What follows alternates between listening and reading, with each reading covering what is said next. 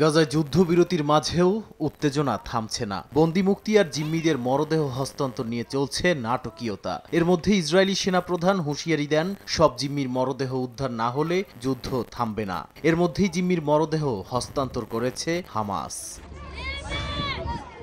এখনো 12 ইসরায়েলি জিম্মির মরদেহ পড়ে আছে ধ্বংসস্তূপের নিচে। এ পর্যন্ত সংগঠনটি 20 জন জীবিত জিম্মি ও 16 জনের দেহ ফেরত দিয়েছে। কিন্তু বোমাবর্ষণের দেহগুলো এমনভাবে বিকৃত হয়েছে যে শনাক্ত করা কঠিন হয়ে পড়েছে। এদিকে গাজার ভেতর বিপজ্জনক হয়ে উঠছে অবিস্ফোরিত বোমা। এমন এক বিস্ফোরণে আহত হয়েছে 2 ফিলিস্তিনি শিশু।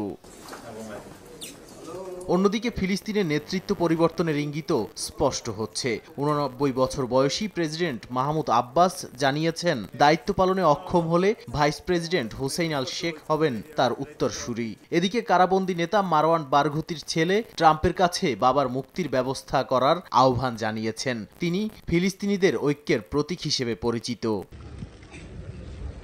এরই মধ্যে পশ্চিম তীরে দখলদার ও সেনা হামলা 13% বেড়েছে। প্রতিদিনই নতুন স্থানে হামলা চালিয়ে যাচ্ছে ইসরায়েলি দখলদাররা। পশ্চিম তীরে বেশ কয়েকটি বাড়িঘরে গিয়ে ফিলিস্তিনিদের ওপর নির্যাতনও চালায় তারা। নাদিম মারজান, সময় সংবাদ।